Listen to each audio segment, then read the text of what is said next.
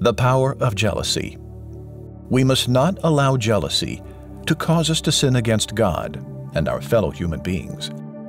Here now is Dr. Gene Getz. Numbers 12, 1-3. Miriam and Aaron criticized Moses because of the Cushite woman he married. For he had married a Cushite woman. Now, as you get into this passage, you begin to see that this jealousy wasn't just because he was married to a Cushite woman.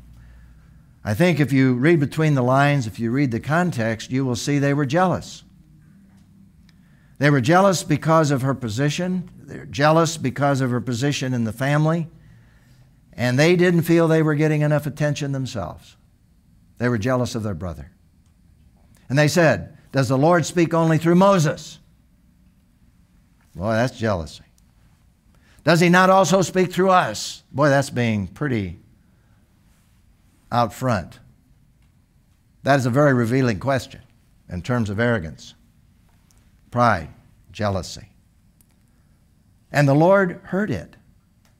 And we read, Moses was a very humble man, more so than any man on the face of the earth. And as you'll see, God was very, very unhappy with what was happening in this situation. Jealousy can lead to incredible violence. It can lead to horrible situations. We see this, for example, in the New Testament. And let me just refer you to Acts 17, verse 5, where jealousy led to violence because of the Jews who were jealous of the Apostle Paul. We read, "But the Jews became jealous, and when they had brought together some scoundrels from the marketplace and formed a mob, they set the city in an uproar." This is in Thessalonica. This is where the Apostle Paul and Silas and Timothy went and established a church. And some of the first converts were Jews, a lot of Gentiles as well. And these leaders were jealous. And so, we read, attacking Jason's house, they searched for them to bring them out to the public assembly. In this case, jealousy led to incredible violence. Now, there's a principle that grows out of that particular situation. I call it principle number 7, which really relates back to the book of Numbers. And we looked at this last week, really.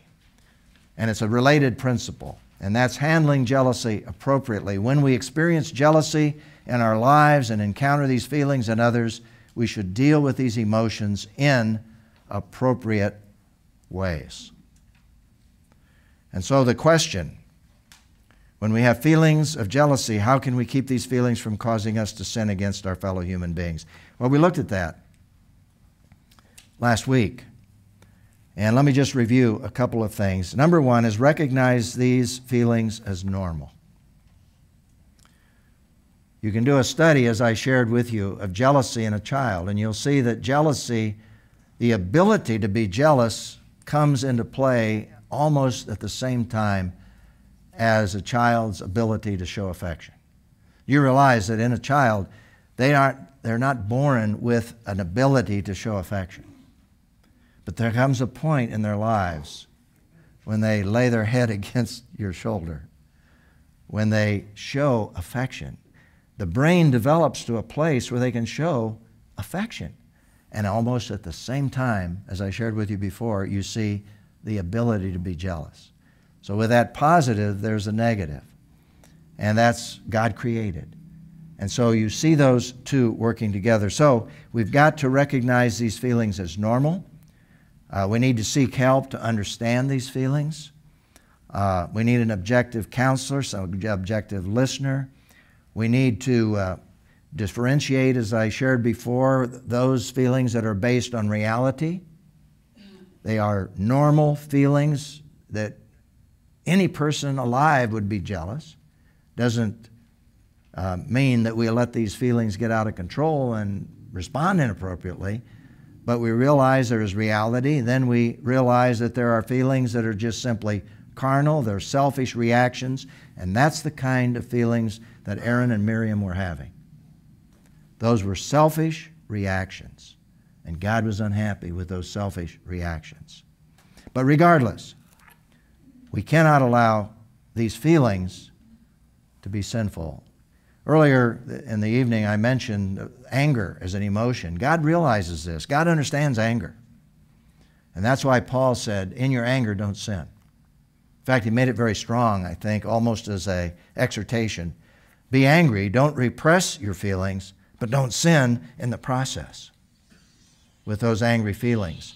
And I think you could paraphrase and say, in your jealousy, don't sin.